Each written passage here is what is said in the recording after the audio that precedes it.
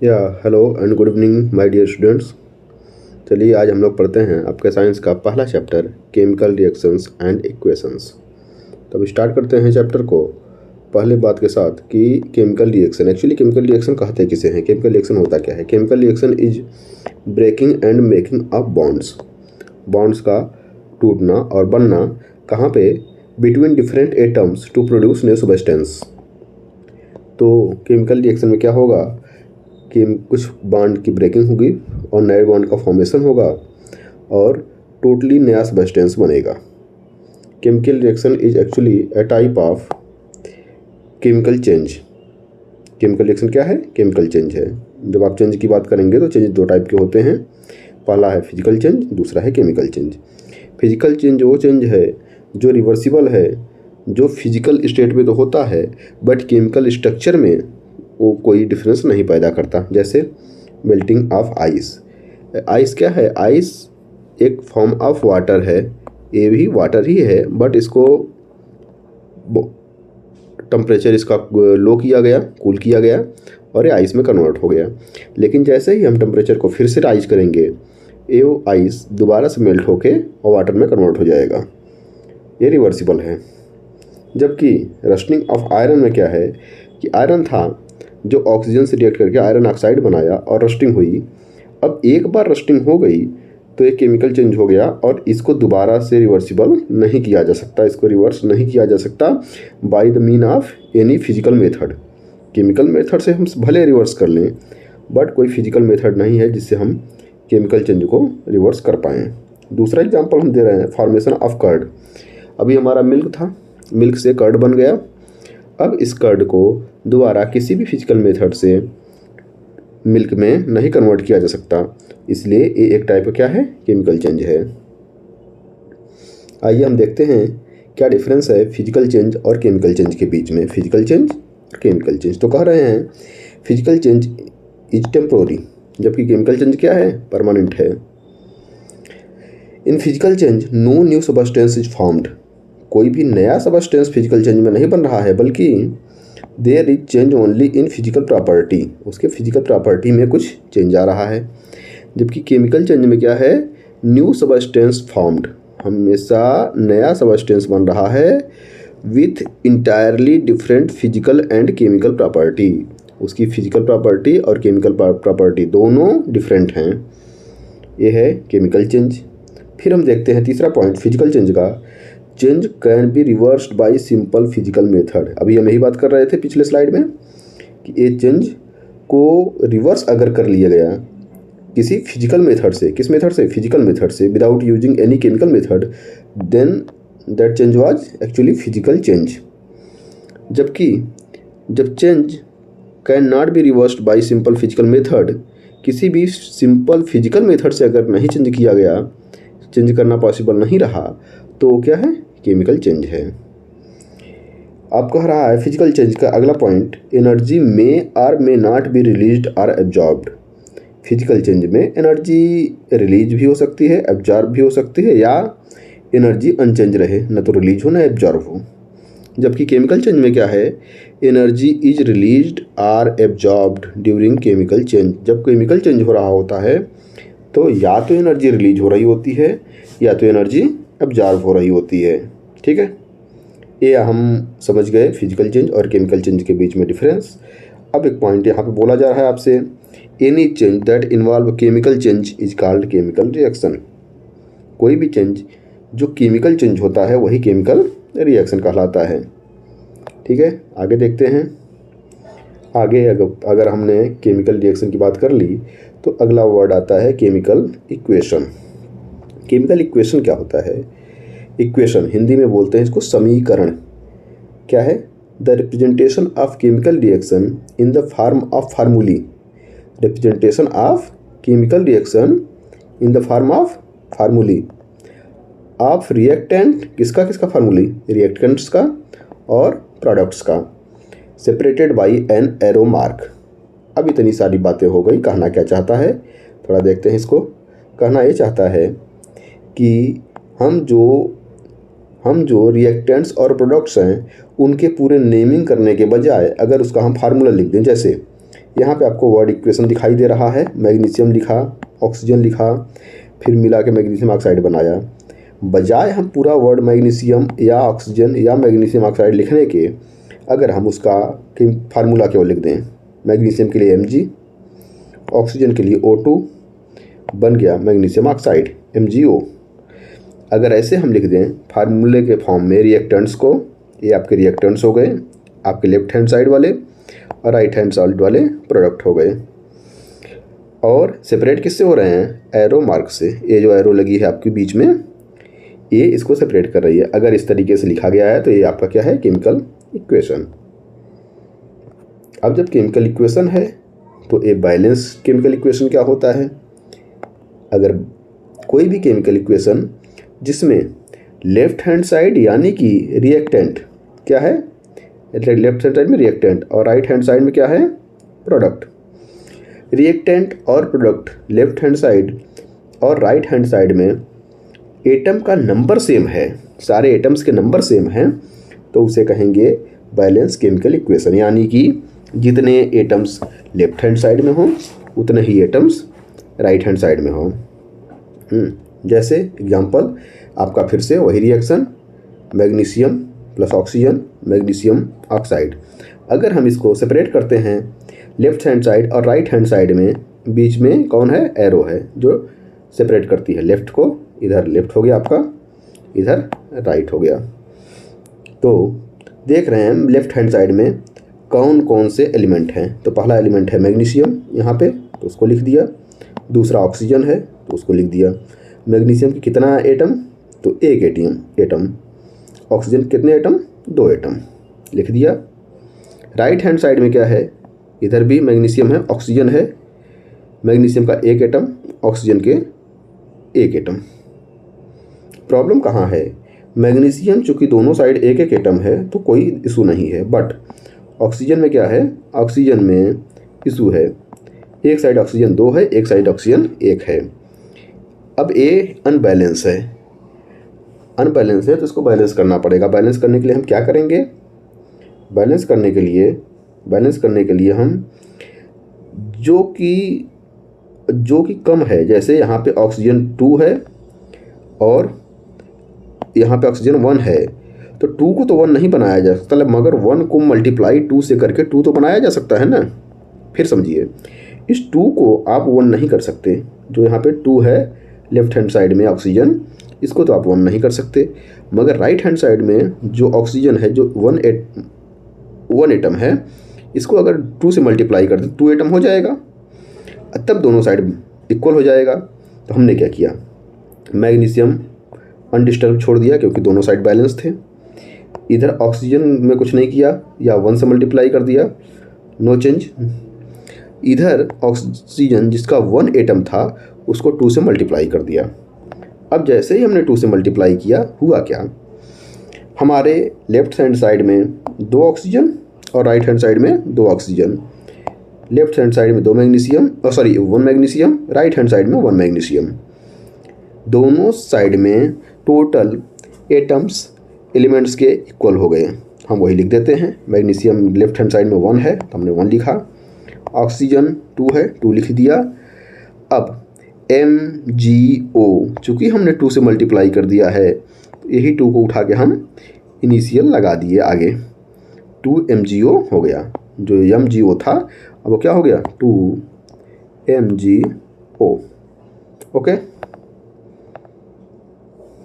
अब आपका बैलेंस अब आपका इक्वेशन हो गया Mg + O2 गिव्स 2 MgO। अब आपके ऑक्सीजन के 2 एटम इधर, ऑक्सीजन का 2 एटम इधर, चूँकि 1 और इधर 2 से मल्टीप्लाई होकर 2 हो जाएगा। मगर अब इशू आया कि इधर तो Mg के 2 एटम हो गए, इधर Mg का 1 एटम दिख रहा है। क्या कह रहा है? Mg का 1 एटम और राइट हैंड में Mg के 2 एटम, इसको भी बैलेंस करना पड़ेगा। सेम प्रोसीजर, ऑक्सीजन तो हमारा बैलेंस है। इस 2 को 1 तो नहीं किया जा सकता, मगर इस 1 को 2 से मल्टीप्लाई करके 2 किया जा सकता है, 2 किया जा सकता है। तो हम यही काम करेंगे, जो 2 से मल्टीप्लाई हम यहाँ किए हैं वही 2 हम इस Mg के साथ लेफ्ट हैंड साइड में लगा देंगे। अब आपका टोटल इक्वेशन क्या हो गया? टोटल इक्वेशन हो गया 2Mg plus O2 gives 2MgO। और अगर अब आप देखेंगे तो आपके सारे एलिमेंट्स दोनों साइड में इक्वल हो गए। दूसरा बैलेंसिंग का दूसरा एग्जांपल देखते क्या है? Iron plus water, iron oxide plus hydrogen. अब हम ये हमारा एरो हो गया बीच में, ये हमारा क्या हो गया? एरो। एरो के लेफ्ट में और राइट में, राइट में दोनों साइड हमने देखना शुरू किया कौन कौन से एलिमेंट हैं। एक है आयरन, दूसरा हाइड्रोजन, तीसरा oxygen. Iron, hydrogen, oxygen. Right hand side में क्या है? Iron, oxygen, hydrogen, iron, oxygen, hydrogen. अब हम क्या करेंगे? अब हम देखेंगे कितने आयरन, तो 1 आयरन। कितने हाइड्रोजन, तो 2। कितने ऑक्सीजन, 1। राइट हैंड साइड में 3 आयरन, 4 ऑक्सीजन, 2 हाइड्रोजन। अब देख रहे हैं तो हमारे आयरन भी इक्वल नहीं है, ऑक्सीजन भी इक्वल नहीं है। अभी इक्वल कौन है? केवल हाइड्रोजन। ठीक है, हम क्या करेंगे? किसी एक को बैलेंस करेंगे। जैसे सपोज दैट हमने आयरन को बैलेंस किया। आयरन को 3 बनाने के लिए, चूँकि इस साइड में 3 है, हम 3 से मल्टीप्लाई कर दिए। जैसे ही हमने 3 से मल्टीप्लाई किया, अब आपका रिएक्शन हो गया 3Fe plus H2O gives Fe3O4 plus H2। अब आप देख रहे हैं कि आयरन तो बैलेंस हो गए, मगर अभी प्रॉब्लम कहाँ आ रही है? ऑक्सीजन में। यहाँ पे 4 ऑक्सीजन, यहाँ पे 1 ऑक्सीजन। अब नेक्स्ट इसको बैलेंस करते हैं। अगले स्टेप पे हमें आयरन से अब कोई मतलब नहीं है, हम देख रहे हैं ऑक्सीजन को बैलेंस करना है। तो इस साइड में 1 ऑक्सीजन था, 1, इसको 4 से मल्टीप्लाई कर दिया तो 4 हो गया, और राइट साइड में पहले से 4 था। यानी कि जहाँ पे H2O में O है लगा है, वहीं H2O में 4 से मल्टीप्लाई कर देंगे। अब 4 से मल्टीप्लाई कर देंगे तो अब आपका इक्वेशन हो जाएगा 3Fe plus 4H2O gives Fe3O4 plus H2। ठीक है, अब आप देखिए 3 iron, 4 oxygen, 4 into 8 hydrogen, here 2 hydrogen. अब हाइड्रोजन डिसबैलेंस हो गया तो हम फिर से वही काम करेंगे, LHS RHS करेंगे। हम आयरन को नहीं डिस्टर्ब करेंगे, हम ऑक्सीजन को नहीं डिस्टर्ब करेंगे। हम यहाँ पे देखेंगे 8 हाइड्रोजन, यहाँ 2 हाइड्रोजन। तो अगर हम इसको मल्टीप्लाई कर दें कितने से? 4 से, तो हमारे इक्वल टू 8 हो जाएगा। बस यही हमें काम करना है। यहाँ पे 4 से मल्टीप्लाई कर देना है। देखते हैं क्या रिएक्शन आपका होता है फाइनल 4 से मल्टीप्लाई करने के बाद। अब आपका जैसे ही आपने 4 से मल्टीप्लाई कर दिया तो टोटल हो गया 3Fe है, 3Fe 4H2 है, यानी H टोटल आपके 8 हैं, तो 4 into 2 8 हो गए H, 4 ऑक्सीजन हो गए, तो यहाँ पे 4 ऑक्सीजन बैलेंस हो गया। आपका रिएक्शन हो गया 3Fe plus 4H2O gives Fe3O4 plus 4H2। अब आप इसको left hand side right hand side में लिखेंगे तो ये बैलेंस हो जाएगा Fe3 H8 8 O4 देन हम लिखेंगे दस द इक्वेशन इज बैलेंस्ड। अब इक्वेशन क्या है? बैलेंस्ड। कौन सा इक्वेशन? ये वाला 3Fe plus 4H2O gives Fe3O4 plus 4H2। H2 gas form में निकल गया। अब अभी तक आपने पढ़ा केमिकल इक्वेशन, और उसमें आपने देखा कि आपने एक एग्जांपल लिया था, Mg लिया था। इसका रिएक्शन करा रहे थे आप किससे? O2 से। सॉरी, ये कुछ पेन को इशू आ रहा है। Mg का रिएक्शन आप करा रहे थे O2 से, और बना क्या रहे थे? Just 1 minute. बना रहे थे 2mgO, समझ लीजिएगा इसको सुन के, 2mgO बना रहे थे। यहाँ पे आप ये तो बता दे रहे थे कौन कौन से एलिमेंट यूज हो रहे हैं, क्या प्रोडक्ट बन रहा है, बट आप इसका फिजिकल स्टेट नहीं बता पा रहे थे कि Mg किस फॉर्म में है, ऑक्सीजन किस फॉर्म में है। तो इससे आपको उसके फिजिकल स्टेट की इंफॉर्मेशन नहीं मिल पा रही थी। तो हम उसके लिए क्या करते हैं, इंफॉर्मेटिव इक्वेशंस लिखते हैं। इंफॉर्मेटिव इक्वेशंस क्या होते हैं? Informative equations is the representation of physical states using symbols. जो फिजिकल स्टेट्स है उसका भी रिप्रेजेंटेशन हम कर देते हैं, तो हम बोल देते हैं इंफॉर्मेटिव इक्वेशन। जैसे सॉलिड के लिए हम S लिखते हैं, लिक्विड के लिए स्मॉल l लिखते हैं, गैस के लिए आइदर G लिख देते हैं स्मॉल, या तो हम एरो लगा देते हैं, गैस है चूँकि ये बाहर निकल गई ऊपर की तरफ। वाटर सॉल्युबल सोल्यूशन अगर हो गया तो उसके लिए AQ लिखते हैं, जिसका मीनिंग होता है एक्वस। प्रेसिपिटेट है तो हम डाउन साइड एरो लगाते हैं कि ए सेटल डाउन कर जाएगा। अब जैसे reaction condition such as temperature, pressure, catalyst, तो इसके लिए हम क्या करते हैं, indicated above or below the arrow, above or below the arrow. Best example आप लोग देखे होंगे फोटोसिंथेसिस के उसमें रिएक्शन में, जब आप ग्लूकोज लिखते हैं, सॉरी इसको नहीं, सपोज दैट यहीं पे हम दिखा देते हैं आपको छोटा सा, Mg प्लस वो 2 गिव्स 2mgO, यहाँ पे हमने 2 लगा दिया, ठीक है, बैलेंस हो गया। अब Mg किस स्टेट में है? सॉलिड स्टेट में है। ऑक्सीजन किस स्टेट में है? गैसियस स्टेट में है। और MgO किस स्टेट में आ गया? पाउडर फॉर्म में, यानी ये भी सॉलिड फॉर्म में आ गया। यहाँ पे S लिखना था मुझे। ये भी किस फॉर्म में आ गया? सॉलिड फॉर्म में आ गया। अब आपका कंप्लीट इंफॉर्मेटिव इक्वेशन हो गया। 2mg in solid state react करता है ऑक्सीजन से इन्वायरमेंट के, जो कि गैस स्टेट में है, बनाता है 2mgO जो कि अगेन सॉलिड स्टेट में है। अब हीट को आप ट्रायंगल से रिप्रेजेंट कर देते हैं, ठीक है, ये हीट का सिंबल हो गया। चलिए आगे देखते हैं इसका कोई एग्जांपल। जैसे अभी आपने जो पीछे पढ़ा था रिएक्शन, आयरन का रिएक्शन वाटर से और iron oxide plus hydrogen gas निकली थी, तो आयरन किस स्टेट में था? सॉलिड, हमने S लिख दिया, पता चल गया आयरन सॉलिड स्टेट में था। वाटर किस स्टेट में था? लिक्विड स्टेट में था।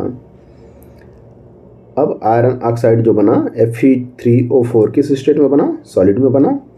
और हाइड्रोजन किस स्टेट में निकल गया? गैसियस स्टेट में निकल गया। अब सारी इंफॉर्मेशन आपको मिल गई इस रिएक्शन की। सेकंड है कार्बन मोनोऑक्साइड, जो कि गैसियस फॉर्म में है, रिएक्ट करती है वाटर से, हाइड्रोजन गैस से, हाइड्रोजन गैसियस स्टेट में है, और बनाती है मिथनॉल CH3OH, और किस स्टेट में? लिक्विड।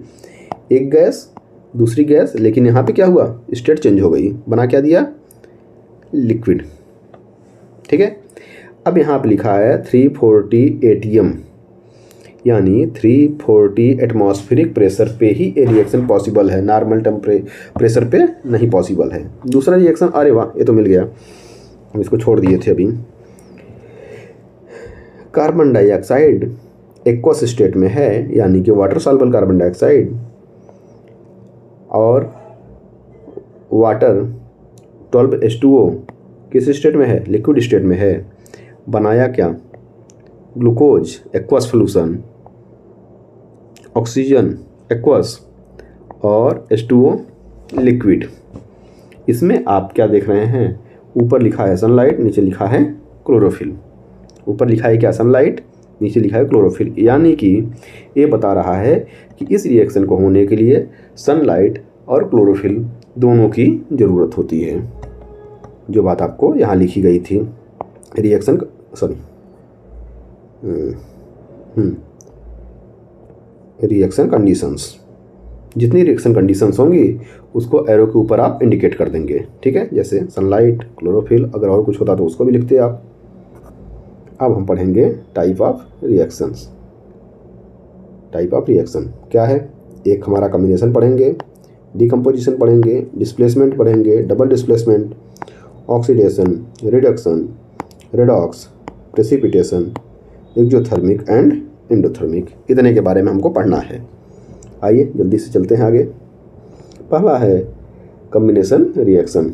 कम्बिनेशन जैसे नाम से क्लियर हो रहा है कि कुछ चीज़ें कंबाइन हो रही हैं, तो कम्बिनेशन रिएक्शन में कह रहा है a reaction in which two or more reactant combine. Two or more reactant, एक रिएक्टेंट हो गया आपका, एक रिएक्टेंट हो गया, टोटल 2 रिएक्टेंट हो गए, combine to form a single product. Product कैसा बना रहे हैं? Single. Is called chemical combination reaction. Chemical combination reaction क्या कर रहे हैं इसमें? 2 या 2 से ज़्यादा रिएक्टेंट। यहाँ पे 2 रिएक्टेंट हैं, एक है कार्बन, दूसरा है ऑक्सीजन। कार्बन सॉलिड स्टेट में, ऑक्सीजन गैसियस स्टेट में। बना क्या रहा है? Carbon dioxide. दूसरा एग्जांपल है formation of water from hydrogen gas and oxygen gas. Hydrogen gas है, ऑक्सीजन गैस से मिल रही है और बना क्या रही है? लिक्विड स्टेट में वाटर। यहाँ पे भी same formation of slack lime from quick lime. Quick lime क्या है? क्विक लाइम है कैल्शियम ऑक्साइड, सॉलिड स्टेट में। बिना बुझा चूना, हिंदी में बोलते हैं बिना बुझा हुआ चूना। और वाटर, वाटर लिक्विड स्टेट में ले लिया। जब इसको दोनों को मिक्स किया तो हुआ क्या? कैल्शियम हाइड्रोक्साइड बना, जिसको आप बोलते हो स्लेक लाइम। इसका एक्वस सोल्यूशन बन गया।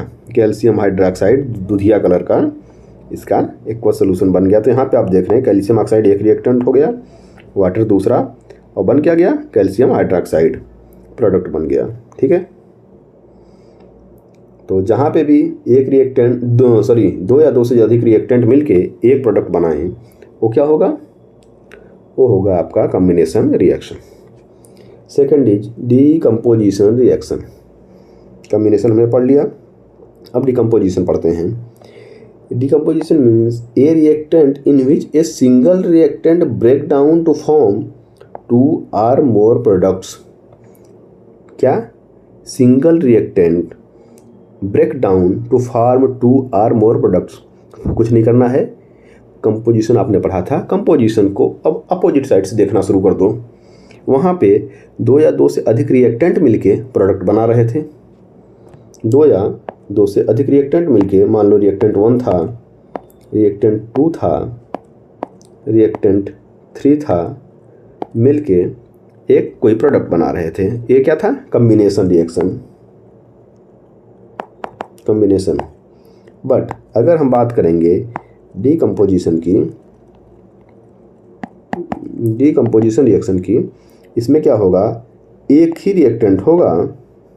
चलो इसको हम लिख देते हैं आपके भाषा में R।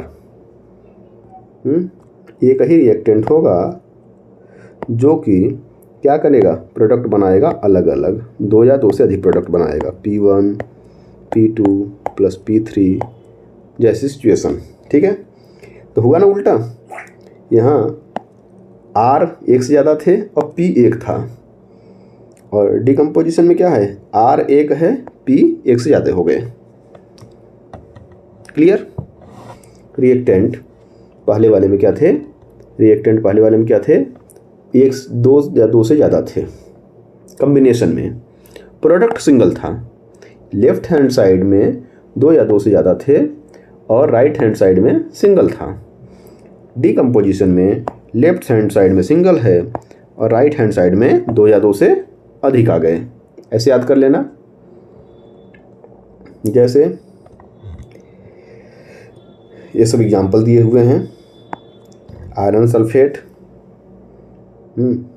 फेरस सल्फेट जिसको बोल रहा है, एक रिएक्टेंट है, इसको हीट किया गया तो फेरिक ऑक्साइड भी बन गया, सल्फर डाइऑक्साइड बन गया, सल्फर ट्राइऑक्साइड बन गया। यानी 2 से ज़्यादा एक से ज़्यादा है, अब 2 भी एक से ज़्यादा है, 3 भी एक से ज़्यादा है, तो एक से ज़्यादा प्रोडक्ट बन गए।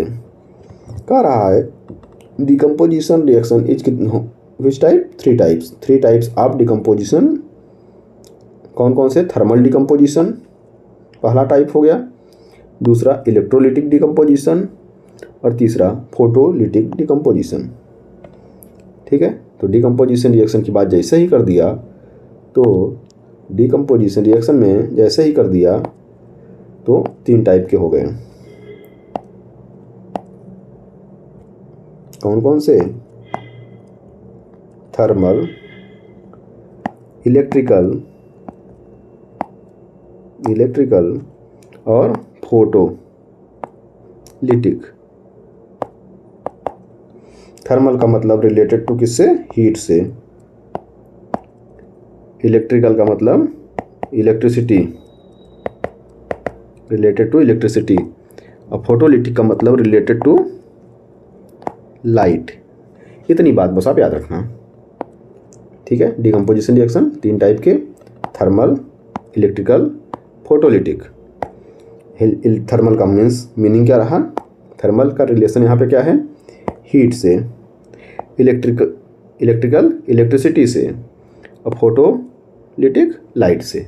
ठीक है, देखते हैं आगे क्या है। अब पहला एग्जांपल दे रहा है थर्मल डिकम्पोजिशन का आपके सामने।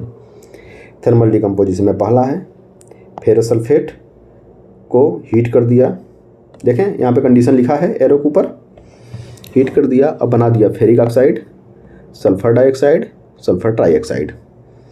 3 चीज़ें बन गई, डिकम्पोजिशन हो रहा है फेरस सल्फेट का।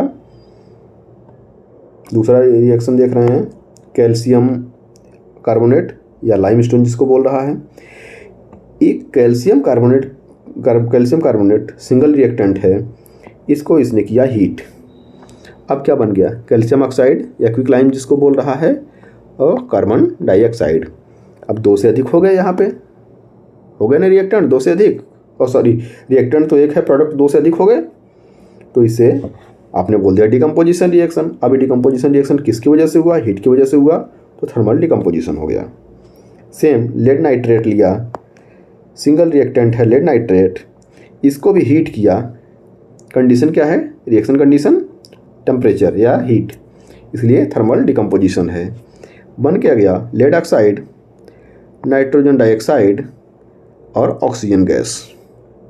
ठीक है, जितने भी रिएक्शन हुए हैं इनमें कम से कम 2 बातें तो क्लियर हैं। पहली बात कि सारे रिएक्शन में रिएक्शन कंडीशन हीट है, इसलिए रिएक्शन किस टाइप का है? थर्मल टाइप का है। अब क्या हो रहा है? यहाँ पे रिएक्टेंट सिंगल हैं और प्रोडक्ट 1 से अधिक बन रहे हैं। प्रोडक्ट कितने बन रहे हैं? 1 से अधिक बन रहे हैं, तो डिकम्पोजिशन हो रहा है, तो थर्मल डिकम्पोजिशन रिएक्शन है। ये भी। ठीक है, आगे चलते हैं। अगला reaction photolytic decomposition reaction. Decomposition reaction taking place in presence of light. अभी हमने बताया था ब्लैंक स्क्रीन पे कि जब भी रिएक्शन डिकम्पोजिशन हो, एक रिएक्टेंट 1 से अधिक प्रोडक्ट में टूटे और इन द प्रेजेंस ऑफ सनलाइट, अब वो लाइट कोई भी हो सकती है, जैसे यहाँ पे सनलाइट है, तो उसे बोलेंगे फोटोलिटिक डिकम्पोजिशन रिएक्शन।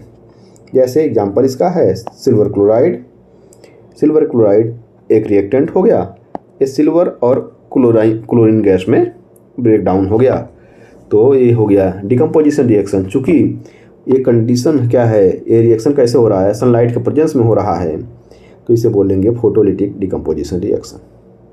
सेम अगला silver bromide in the presence of sunlight decomposes into silver and bromine gas. यहाँ पे भी सेम काम, decomposition in the presence of sunlight, then these are examples of photolytic decomposition reaction. अब third हम लेते हैं अगला रिएक्शन। तीसरा रिएक्शन हमारा क्या है? हमारा है इलेक्ट्रोलिटिक डिकम्पोजिशन रिएक्शन। तो इसमें कह रहा है decomposition reaction taking place in the presence of क्या? इलेक्ट्रिसिटी। इंपॉर्टेंट पार्ट क्या है? इलेक्ट्रिसिटी। सबसे बेस्ट एग्जाम्पल ए आपका है वाटर। वाटर का electrolysis in the presence of electric current water converts into hydrogen gas and oxygen gas. ये आपके book में इससे रिलेटेड एक्टिविटी भी दी हुई है, इससे रिलेटेड एक्टिविटी भी दी हुई है, जिसमें कि उसने क्या किया है, जस्ट 1 मिनट, उसमें क्या किया है, एक बड़ा सा मग ले लिया है, उसमें 2 इलेक्ट्रोड लगा दिया है और इन इलेक्ट्रोड को लगाने के बाद इनको करंट से कनेक्ट कर दिया है, बैटरी से कनेक्ट कर दिया है बैटरी से, और इनके ऊपर टेस्ट ट्यूब रख दिया है, पलट के टेस्ट ट्यूब रख दिया है। फिर इलेक्ट्रिक करंट जब इसमें, अच्छा इसमें क्या है, एसिड भी डाला हुआ है, एसिडिक वाटर है। फिर इसमें जब इलेक्ट्रिसिटी पास करता है तो इधर कुछ कुछ गैसेज कलेक्ट होती हैं, एक टेस्ट ट्यूब में एक टाइप की, दूसरे में दूसरे टाइप की। एक में क्या, कौन सी गैस होगी, हाइड्रोजन गैस होगी, और दूसरे में कौन सी गैस होगी, ऑक्सीजन गैस होगी। इस पूरे सेटअप को आपको एक्टिविटी के फॉर्म में आपके बुक में दिखाया गया है। यहाँ पे क्या है, यहाँ पे टोटल क्या है, H2O,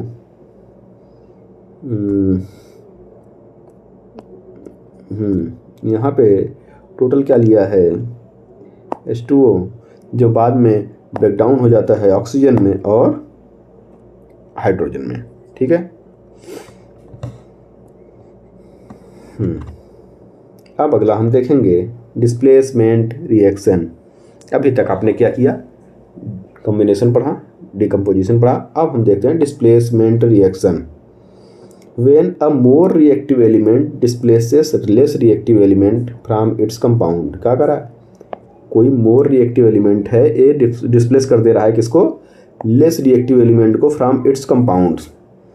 जैसे एग्जांपल ले लेते हैं, एक कंपाउंड है कॉपर सल्फेट। कॉपर सल्फेट, तो कॉपर भी है, सल्फर है, ऑक्सीजन है। इसमें क्या है, कॉपर लेस रिएक्टिव है और आयरन कॉपर के अपेक्षा मोर रिएक्टिव है। जैसे ही रिएक्शन होता है इधर, तो ये आयरन आता है, करता क्या है, आयरन आता है इधर से सल्फर के साथ, सल्फेट के साथ बाइंड कर लेता है। थोड़ा साफ कर देते हैं, फिर से दिखाते हैं आपको। आयरन आता है यहाँ पे, और ये कॉपर सल्फेट कैसे ब्रेक डाउन होता है, Cu2+ और SO4, यहाँ पे लिखा नहीं जा रहा अच्छे से, आप लोग थोड़ा सा इसको समझने की कोशिश करिएगा, क्योंकि हमारी पेन सही नहीं चल रही है। ये हो गया आपका आयरन, ये रिएक्ट कर गया कॉपर सल्फेट से।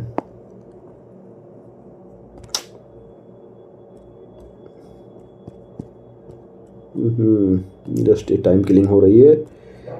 कॉपर CuSO4 से रिएक्ट कर गया, बना क्या दिया, बनाया क्या, जैसे ही ये रिएक्शन हो रहा है तो एक पार्ट है इसका, एक पार्ट इसका क्या है, कॉपर का है, दूसरा पार्ट क्या है, दूसरा पार्ट क्या है, सल्फेट का है। तो आयरन जो है, iron is highly reactive than copper. तो आता है और कॉपर को डिस्प्लेस कर देता है, धक्का मार के बाहर कर देता है और बोलता है भैया तुम निकलो, और हम बनाएंगे बॉन्ड किससे, आयरन से, FeSO4 प्लस। अब बोलता है कॉपर भाई साहब अब अपना घर बदल लो, आप अकेले रहो, हम बहुत देर तक अकेले रह लिए यहाँ पे, अब आपकी बारी है, हमारी दोस्ती इनसे हो गई है। हो गया कॉपर सल्फेट। यहाँ दिख रहा है आयरन आके बाइंड कर गया सल्फेट से और कॉपर को अलग कर दिया। तो आयरन जैसे ही सल्फेट से बाइंड किया, बना दिया आयरन सल्फेट, और कॉपर को निकाल दिया अलग। क्लियर। अगला रिएक्शन, जिंक का भी रिएक्शन, कॉपर सल्फेट से जिंक भी हाईली रिएक्टिव है देन कॉपर। तो जिंक रिएक्ट करके जिंक सल्फेट बना दिया और कॉपर को अलग निकाल दिया। बेचारा कॉपर, गरीब दुखिया, दीन दुखियारा कॉपर क्या कर लेगा को। चले, जैसे अगला एग्जांपल है लेड। लेड रिएक्शन जब कर रहा है कॉपर क्लोराइड से यहाँ भी सताया हुआ कॉपर ही है, लेड आकर रिएक्ट कर गया क्लोरीन से और बना दिया लेड क्लोराइड और कॉपर को निकाल दिया अलग। यानी एक एलिमेंट किसी कंपाउंड से जाके रिएक्ट कर रहा है और उस कंपाउंड से दूसरे एलिमेंट को बाहर निकाल के खुद कंपाउंड बन जा रहा है बॉन्ड बना के, और दूसरा जो था उसको निकाल दे रहा है। जैसे इस तीनों केस में कॉपर को निकाल दिया गया जो कि लेस रिएक्टिव था अपने इन लोगों से। ठीक है, ये हो गया आपका डिस्प्लेसमेंट रिएक्शन। अब डिस्प्लेसमेंट के बाद अगला नंबर आ गया डबल डिस्प्लेसमेंट रिएक्शन। ये क्या है भला? इसमें कह रहा है the reaction in which two different ions or groups of atoms. ध्यान से देखिएगा, two different ions or group of atoms in the reactant molecule are displaced, it is called as double displacement reaction. क्या मतलब हुआ? कह रहा है कि two different ion or groups of atoms, जैसे हमारे एक और दो, ये क्या कर रहे हैं? आपस में म्यूचुअली एक्सचेंज कर ले रहे हैं आयंस को। जैसे सोडियम आ गया और सोडियम बोला क्लोरीन से कि भैया हमारी आपकी अच्छी बनेगी, हम दोनों एक साथ हो जाते हैं, NaCl बना लेते हैं, और बेरियम जो है, बेरियम भाई साहब को सल्फेट के साथ छोड़ देते हैं, इनको बेरियम सल्फेट बनाने देते हैं। इसमें पूरा का पूरा एक आयंस उठ के दूसरे रिएक्टेंट के दूसरे आयन से जाके मॉलिक्यूल से बाइंड कर जाता है। ठीक है, एक ही एग्जांपल इसका है। अब आते हैं अगला, ऑक्सीडेशन एंड रिडक्शन रिएक्शन। बहुत हम लोग सुनते आए हैं, बहुत बार हम लोगों का पाला पड़ता है इन वर्ड से, खासकर ऑक्सीडेशन से। The process of addition of oxygen to a substance or removal of hydrogen from a substance. ध्यान देना है, या तो ऑक्सीजन का एडिशन हो या तो हाइड्रोजन का रिमूवल हो, तो इसे आपका क्या कहते हैं? ऑक्सीडेशन। क्या बोलते हैं? ऑक्सीडेशन। ऑक्सीजन का एडिशन या हाइड्रोजन का रिमूवल। ध्यान देने वाली बात है, कई बार आप लोग बोल देते हो एंड, इसके बजाय आप लोग एंड बोल देते हो, जो कि गलत है।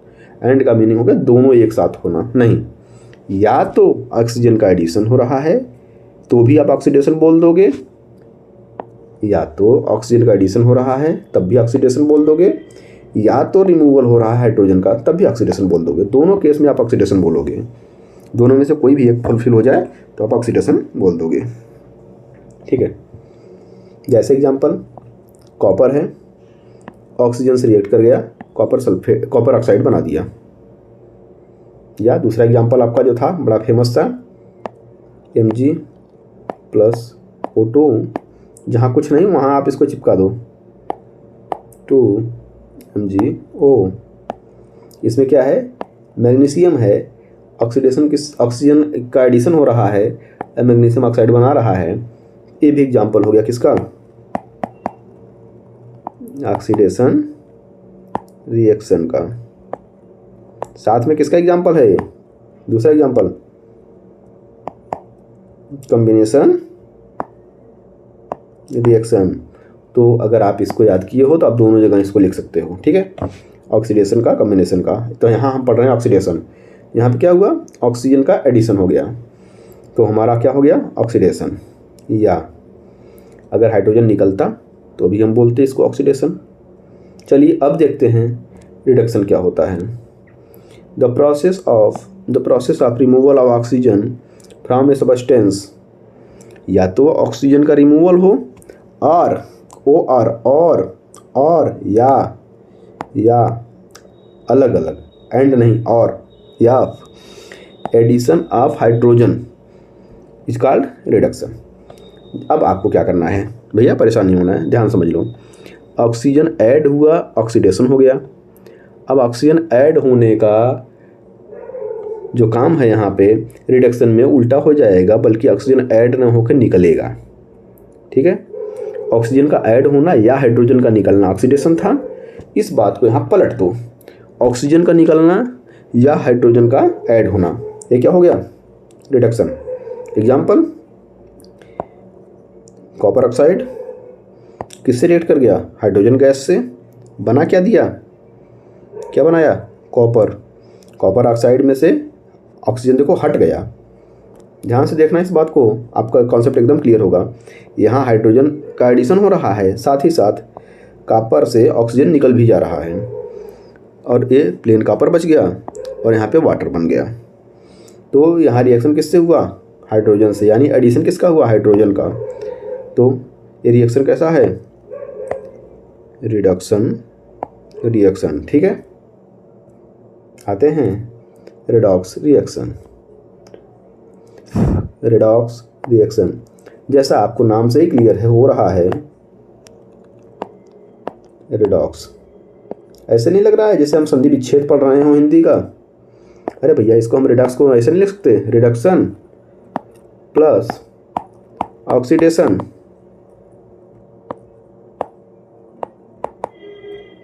रिडक्शन से RED ले लिया, ऑक्सीडेशन से OX ले लिया और बना क्या दिया? रेडॉक्स। Redox reaction. ऐसे अब कभी नहीं भूलेगा, आपको हमेशा याद रहेगा। रेडॉक्स रिएक्शन में क्या कह रहा है? The reaction in which oxidation and reduction, oxidation and reduction, oxidation and reduction takes place simultaneously. एक ही साथ ऑक्सीडेशन और रिडक्शन दोनों हो रहा है भाई। हो गया क्या? Redox reaction. Example, copper oxide का रिएक्शन हाइड्रोजन से, जो अभी आप पीछे पढ़ रहे थे, कॉपर बन गया और H2O बन गया। एक ऐसे रेडॉक्स रिएक्शन है, आइए देखते हैं। कॉपर ऑक्साइड में ऑक्सीजन था, ऑक्सीजन निकल गया, यहाँ पे बना लिया क्या? कॉपर बस। तो यहाँ कौन सी क्रिया हुई, कौन सी प्रोसेस कंप्लीट हुई? Removal of oxygen. Oxygen remove हो गया। यहाँ हाइड्रोजन था, इससे आके ऑक्सीजन जुड़ गया और बना क्या लिया? वाटर। तो यहाँ क्या हुआ? एडिशन ऑफ ऑक्सीजन, यानी ऑक्सीडेशन हुआ। तो यहाँ रिडक्शन हुआ, यहाँ ऑक्सीडेशन हुआ, मिला के क्या हो गया? रेडॉक्स। तो बहुत सारे रिएक्शन आपको इस टाइप के देखने को मिलते रहेंगे, रेडॉक्स। अगला reaction Fe3O4 plus 4H2 gives arrow 3Fe plus 4H2O। ठीक है, इसको देखते हैं। Fe3O4 में देखिए O4 ऑक्सीजन 4 है इसमें, यहाँ पे Fe है, O गायब हो गया, ऑक्सीजन गायब हो गया, यानी रिमूव हो गया। तो रिमूवल ऑफ ऑक्सीजन क्या हो गया? रिडक्शन।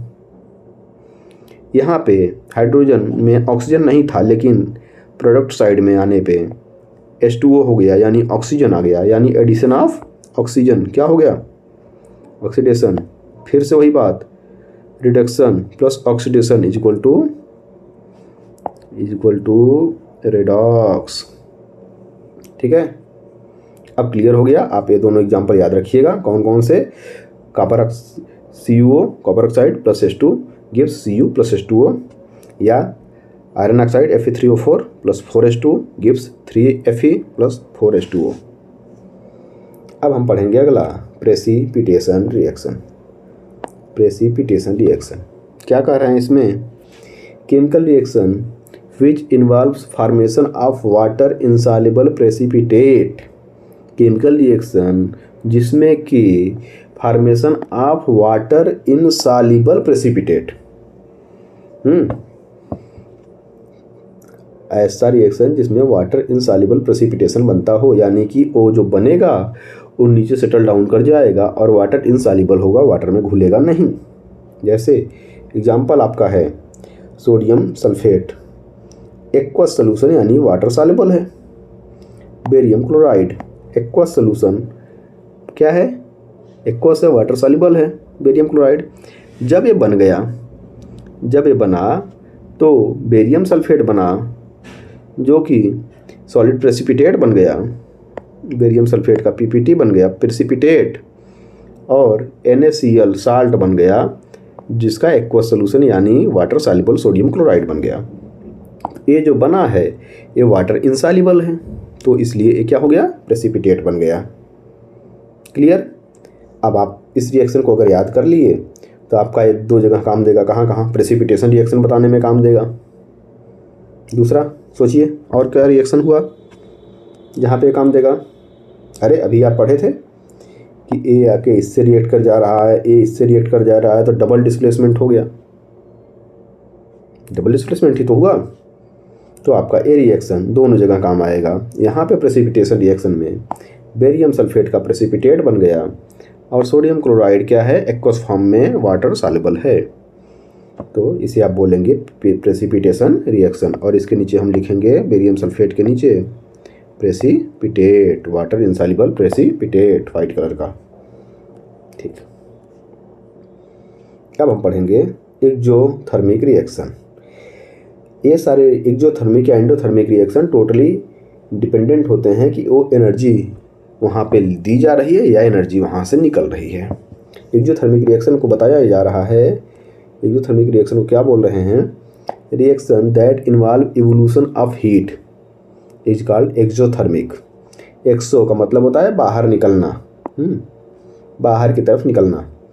तो जिससे हीट निकले, एनर्जी निकले बाहर, उसे कहेंगे एक्सोथर्मिक रिएक्शन। जैसे बर्निंग ऑफ नेचुरल गैस, अरे जिस पे हमारे घर में खाना पकता है, एलपीजी, पीएनजी, ये सब क्या है, ये सब हमारे नेचुरल गैसेज हैं।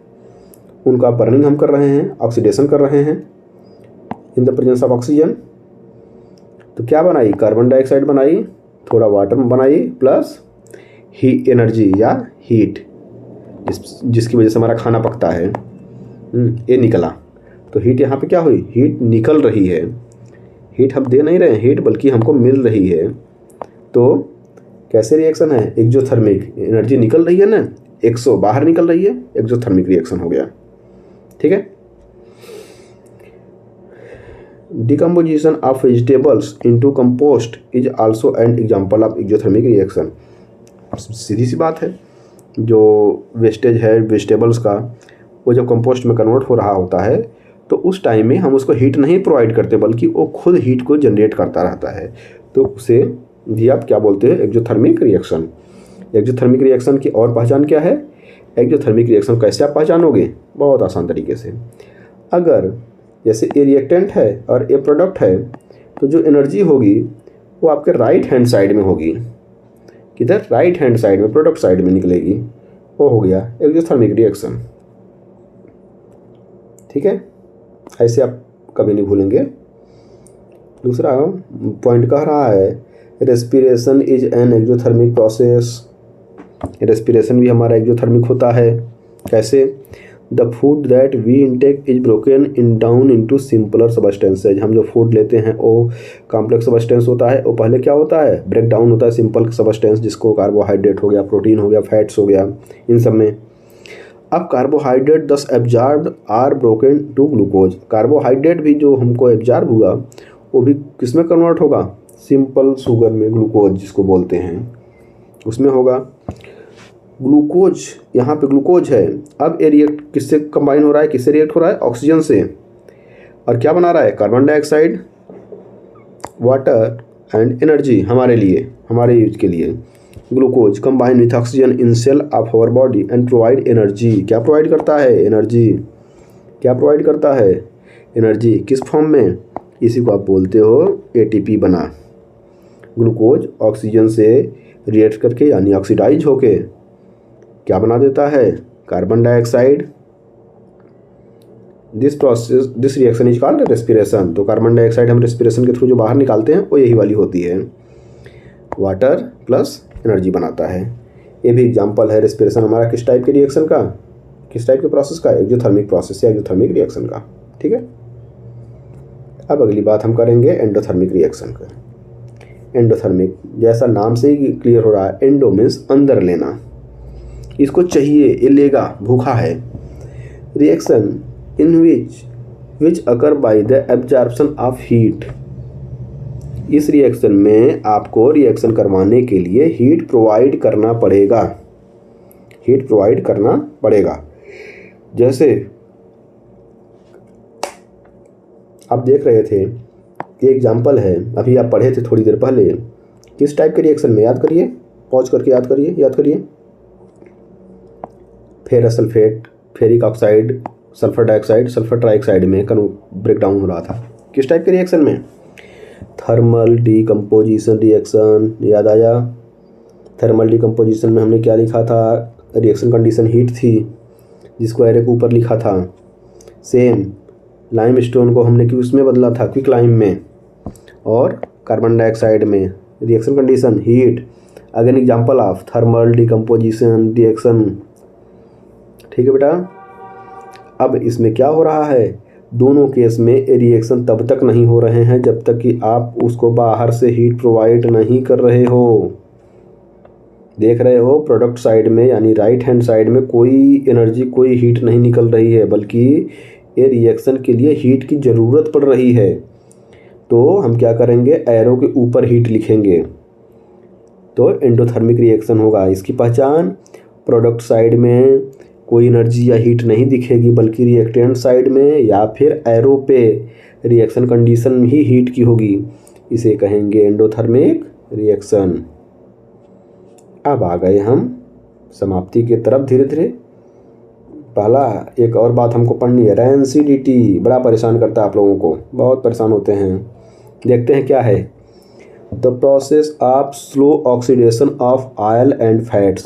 तो कैसी प्रोसेस, स्लो ऑक्सीडेशन की, किसकी, ऑयल एंड फैट। कहाँ, कौन से ऑयल और fat, present in food materials resulting in change of smell and taste is called rancidity. भैया आपके फूड मटेरियल रखे थे, क्या हुआ उसमें, ऑयल या फैट पड़ा हुआ था और उसका स्लो ऑक्सीडेशन हो गया, ऑक्सीडेशन होगा स्लोली और उससे उसकी स्मेल उसका टेस्ट सब खराब हो जाएगा। तो इसे क्या कहेंगे इस प्रोसेस को, रैंसिडिटी। समझ गए बात, कुछ नहीं कह रहा है, ऑयल और फैट जो भी प्रेजेंट है आपके फूड मटेरियल में उसका स्लो ऑक्सीडेशन हो जाएगा और उसकी स्मेल और टेस्ट खराब हो जाएगी, चेंज हो जाएगी, उसे ही आपका होगा रैंसिडिटी। तो इसको रोकेंगे कैसे, कैसे प्रिवेंट करेंगे, आइए देखते हैं। कुछ मेथड हैं। पहला है by keeping food materials in air tight container. जब आप एयर टाइट कंटेनर में रख दोगे तो उसको ऑक्सीजन बाहर एयर से मिलेगी नहीं, तो उसका ऑक्सीडेशन होगा नहीं। अब जब ऑक्सीडेशन होगा नहीं तो रैंसिडिटी होगी नहीं, उसका स्मेल टेस्ट बना रहेगा। दूसरा, refrigeration of cooked food at low temperature. Low temperature पे कोई भी chemical reaction generally slow down हो जाता है और इसी के अंतर्गत यहाँ पे ऑक्सीडेशन, जो स्लो ऑक्सीडेशन हो रहा था उसका रेट और भी ज़्यादा कम हो जाएगा और भी स्लो हो जाएगा। तो जो रैंसिडिटी जल्दी होती अब उसको होने में लंबा समय रहेगा, आपका फूड जल्दी रैंसिड नहीं होगा। तीसरी point, packing of food items like potato chips in PACS containing nitrogen gas instead of air. It prevents oils and fats from reacting with air. Good. आप लोग लेज चिप्स खूब खाते हैं, और क्या होता है कुरकुरे और सब चीज़ें, ये सब क्या हैं, इन सब के अंदर आपने नोटिस किया होगा कि होता तो कंटेंट थोड़ा सा है लेकिन पैकेट बहुत बड़ी सी है, उसके बीच में कुछ भरा रहता है, हम बोलते हैं हवा भरी है। किस लिए, वो एक्चुअली नाइट्रोजन गैस भरा है, क्योंकि अगर उसमें एयर डाल देगा तो जो आइटम है, जो फूड आइटम है उसमें चिप्स है या जो भी कुछ है वो रैंसिड हो जाएगा, उसका ऑक्सीडेशन हो जाएगा, रैंसिडिटी की वजह से उसका टेस्ट स्मेल सब खराब हो जाएगा। उसको प्रिवेंट करने के लिए एयर की जगह पे क्या डाल देते हैं, नाइट्रोजन गैस, इसीलिए वो पैकेट पूरा फूला फूला रहता है, उसको एयर टाइट सील कर रखते हैं। It prevents oils and fat from reacting with air, उसको एयर रिएक्ट नहीं हो सके इसलिए ऐसा किया जाता है। आगे से मत कहना कंपनी वाले हमको हवा बेच रहे हैं, हवा भी वो अच्छे क्वालिटी की बेच रहे हैं जिससे आपका आइटम ख़राब ना हो, नाइट्रोजन बेच रहे हैं। अगला है avoid keeping the cooked food and food materials in direct contact with air. अब खुले में ऐसे अगर आप कुछ रख दोगे, कोई भी कुक्ड फूड अगर आप खुले में रख दोगे, एयर के डायरेक्ट कांटेक्ट में रख दोगे, उसको एयर टाइट कंटेनर में नहीं रखोगे, तो क्या होगा, उसमें ऑक्सीजन एयर में है। अब ऑक्सीजन जब मिलेगी तो ऑक्सीडेशन शुरू हो जाएगा, जब ऑक्सीडेशन शुरू हो जाएगा तो रैंसिडिटी तो होगी ही होगी। इसलिए इसको अवॉइड करो कि हम खुले में रख दें, जहाँ मन करे वहीं फेंक के भाग लें, नहीं।